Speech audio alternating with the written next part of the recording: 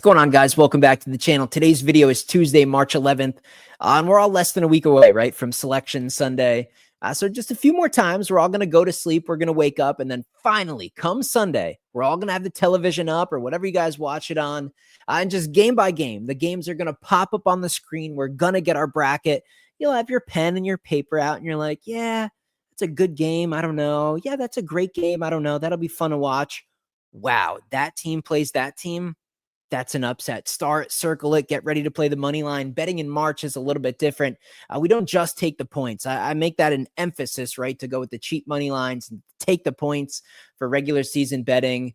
But now, as we get into tournament play, no. If we like a money line, if we think we have an upset, we're hitting the money line. We're hammering it. We're hitting these plus money wagers, kind of like baseball. I already got baseball on the mind too. I've been watching preseason MLB. Of course, I'm ready to rock and roll for that right around the corner too. But let's calm down. Let's stick with college basketball. We got a lot left. It's still early March, and this week, guys, conference tournaments. Now, keep in mind today, it's kind of the bottom barrel stuff. So we have the back end of the smaller conference tournaments. By the way, shout out to Delaware beating Towson. That's never happened before. A 12 seed over a 1. I had no bets, guys. These are my numbers that were coming into Monday. And I just didn't bet, man. I just didn't love anything. I sent out some bets to the client list on conference tournament winners. So we placed some future bets today. So we had some action for the future, hopefully, to cash tickets. But no bets on Monday, man. And that's exactly why. I mean, who would have thought Delaware would just stay red hot, man? They were shooting the three well. They looked confident. They just looked stress-free, man, playing relaxed. And that was an impressive game. I thought Towson, the body language, they were tight. They were nervous. And it just seems like a repeat thing for that program. They just can't get over the hump. So that's what you get when you bet on these smaller conferences, man. It's really, really volatile. So betting with me in March, at least for the remainder of college basketball, is a little different. I mean, if you're looking to just scratch your itch, have a lot of plays, bet almost every day of the week, have dozens and dozens of wagers every week, that was for February. You missed the boat. I went absolutely off. You see the numbers there over my past 23 days betting college basketball. And I'll tell you what, guys, those numbers have a lot of recent losing integrated. I mean, a shit ton. I lost on Sunday. I lost some on Saturday. I think I took Friday and Thursday off. I think I won Wednesday, and I think I lost Tuesday. So I threw a lot of money. I mean, not a lot of money. I threw like 6 or 7 units, I think, back to the sports books really over the last week or so. But that's what happens, right? There's nobody on planet Earth that just wins every week, just repeatedly, like you're from the future, like you fucking are in the movie Back to the Future, man. It just doesn't happen. I remain one of the best in the industry. My numbers are good. If you've been with me for a month, you're happy. If you've been with me for 3 months, you're over the moon, right? If you've been with me for a year, man, your life has changed just drastically in a positive fashion. But if you've only been on my client list for like 5 days, you probably think I'm worse than you are. So you guys got to span out, man. Zoom out. Nobody gets rich in one day, 1 week. Sometimes even a month can be rough at times. You just try to win long term. I do it every sport, every year. It's all documented. If you're interested in knowing the games that I'm going to be wagering through the rest of March for the NBA playoffs, for MLB over the summer, if you're interested, man, danspicks.net. That's my website. The link's in the description. But you guys know the deal here on the channel. I go over every game every day against the spread. We're going to do that in today's video. So let me bring a pick at sports. Let's start doing it, man. Like I said, these games aren't the best. These games aren't the best, man. But we got games. We got games to go over. Let me share the screen. Let me bring a picket. I have picket pulled up right now. Where is it? There is it. Boom. And yeah, start off with a pretty good one. I got a pretty good opinion on this one as well. You guys got to let me know what you think there. Look, I think the line's strong. I think the line's really, really strong here. 6.5. 6.5? Like, this is fucking batshit crazy. I'm going Cincinnati. I think Cincinnati's going to win this one comfortable. I think they put their foot down. I think they get right. Maybe it's one game, right? Maybe it's just one game.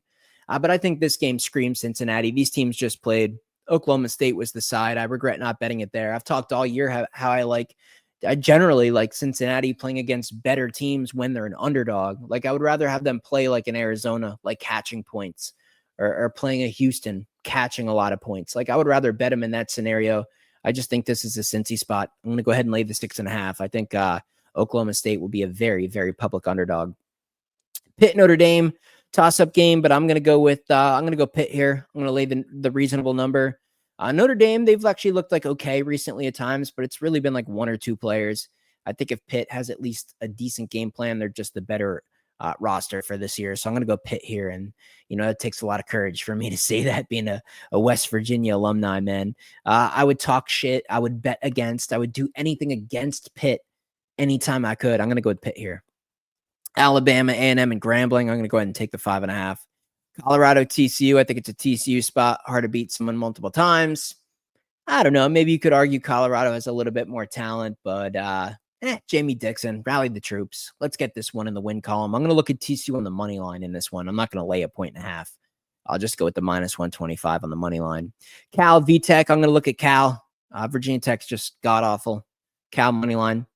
Utah Tech and Southern Utah, and I don't know. I expect it to be a close game. I'd look at the over, but I don't know on a spread. I just don't. So I'm not going to just take a random guess for you guys. Your guess is as good as mine on that one. Sienna and Ryder. Give me Sienna. Come on, Jerry McNamara. Let's get this one, man. The line says Ryder, though. Keep in mind the line says Ryder, man. The line says Ryder, but I'm going Sienna, man. Come on. Some free throws at the end. Make your free throws. They're going to foul. Try to get back in the game. You could also just play the money line at -150. I like Sienna. Sam Houston State and UTEP. I'm going to go UTEP. I think it's a good number. Makes sense to me. They kind of sputtered down the stretch, but I like team overall. I'll go UTEP. I'll lay the 1 point there at -102. That's a good price versus the money line. I mean, if we're going to cash on the money line, they got to at least win by one or more. So in this particular situation, I would look at that -102 on DraftKings, almost double your money. I like that. Arizona State, Kansas State. I'm going to take the points. You can get 6.5 there at -130 with Arizona State. I think they can win the game outright. I think Kansas State's a fraud. They got one last big win, that upset over big mind blank. I can just like immediately tell it's way too deep in there for me to think of here late at night as I'm recording this video for you guys. This game's a toss-up, man. Jerome Tang, the roster just isn't there. I don't like the X's and O's. I don't like the fundamentals. Arizona State, they at least got some fight. They at least got some talent. They took Texas Tech to the wire. They can pull it out. Maybe they do end up losing, but I think it's going to be close here. This is just a bottom dweller battle, battle of the shit teams of the Big 12. So should be a close game. I'll take 6.5 here with Arizona State. I think they can win the game outright. St. Francis, Central Connecticut, Blue Devils. Lay it. Simple. I'm not going to overthink this one. They're the much better team. I'm going to lay the points.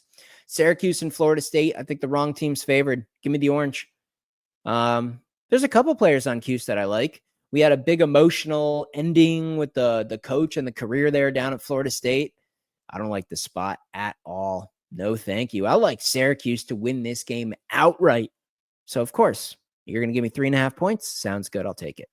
Maine and Vermont. The line says Maine. I don't care. I'm going to go Vermont. Northwestern State and McNeese. I'll lay it. Should be a blowout. Delaware, UNCW. Look, Delaware, man, I talked about it at the start of this video. Congrats. Impressive. You came in as an underdog. Nothing to lose. You beat Towson. UNCW, man. UNCW. Real deal. Really good team. Impressive. Give me them. I'll lay the points. First half, full game, whatever you want. I think if they want to play a little bit of defense, the defensive effort from Towson versus Delaware was I mean, I'm trying to think of what I can even say here on YouTube without getting in trouble. Maybe that just says enough. I'll leave it at that. That defense was gutless. It was pathetic. It was really, really bad. I think if UNC Wilmington shows a little bit of heart here, which they've done on regular basis, they're a significantly better team. Delaware off a big upset, 12-1. I like UNCW here, man. Lay the points. Youngstown State and Robert Morris. Robert Morris there getting tested against Oakland.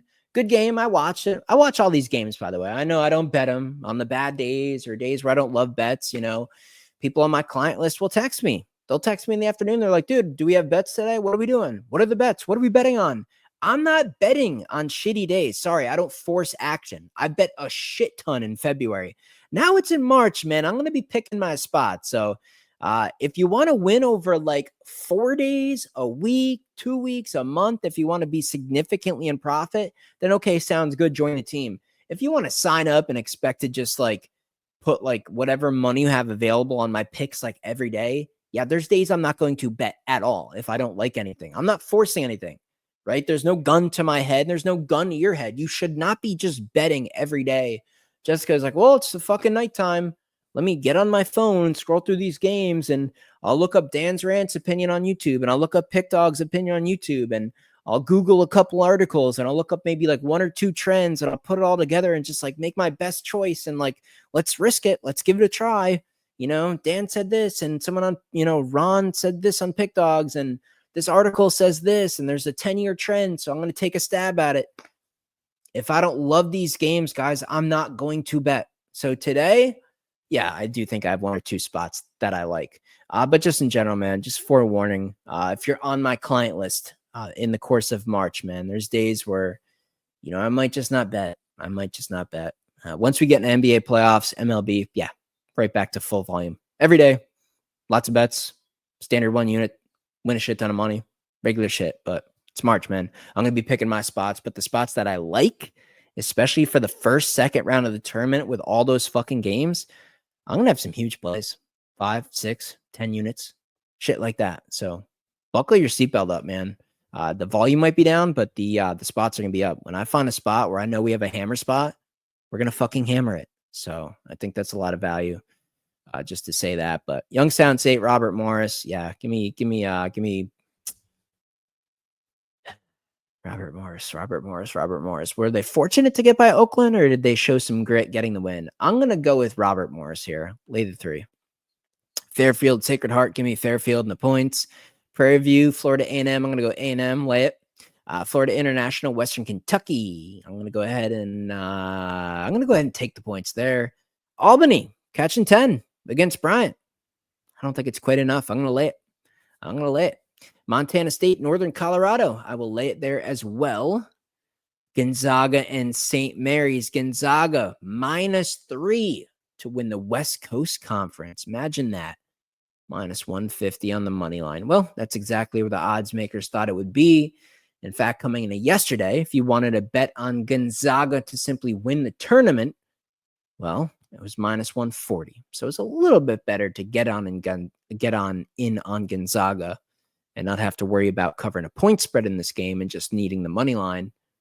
But yeah, I think this is what we all expected. I'm going to go Gonzaga, though. I really like Gonzaga in this spot. It's just so hard to beat someone so many times. St. Mary's beat these guys twice. Really? Going to beat them again? I don't know. Give me Gonzaga, man. How can you lose to someone twice and you're still favored? People are going to be jumping on St. Mary's. Gonzaga's going to get this one. UCF and Utah. Pick'em price. Pick'em game. It's going to be a fun game to watch. I'm going to go Utah. I thought UCF looked dead against West Virginia. I'm very happy about that. Obviously, as a Mountaineer alumni, knowing some people on the team and stuff like that. Excellent. It solidified our position, moved us up to a 9 seed. Great. Good for West Virginia. Look, UCF, man, they showed a little bit of life down the stretch at the bounce house. This is not there. Give me Utah. Utah's going to win this thing. Utah was also competitive when they went down to Central Florida too. So yeah, I like Utah to win that one. Nichols, Lamar. Give me Nichols. I actually think the wrong team's favored. Coin flip game, but I'll take 2.5. And then last game of the night here, Idaho and Montana. And I'm just going to lay the points. I think Montana's better. That's pretty simple on that one. Yeah, guys, again, man, those are my numbers. Those numbers are integrated with a lot of losing, a lot of recent losing, man. Like maybe 4, maybe 3 or 4 out of like my last 5 days, I think. I've lost small losses, like a unit or 2. I haven't gotten like killed on a day, but it's just kind of like we're treading water lately, throwing a few units back to the books. But then you zoom out and you look at like a 4-week sample size and it's just a shit ton of money in profit. So hey, there's a bad week out of the way. We cooled off. Now we're ready to go on another run, finish the entire rest of the tournaments, the conference tournaments, and the big tournament on a high note. We roll right into NBA playoffs. If you guys are wondering if I have any type of talent predicting NBA playoffs, oh, well, you can just go back to my videos last year. I had one of the best NBA playoff runs ever witnessed. Insane stuff, man. Way, way into the upper 60 percentile winning percentage. And then MLB, of course, just absolutely killed it all summer long. So I'm ready to rock and roll, man. I'm ready to take advantage of the end of college basketball. And then we're right into more things, man. There's more money to be made. Football will be shortly after that. 365, man. You guys know the drill. See you in the next video.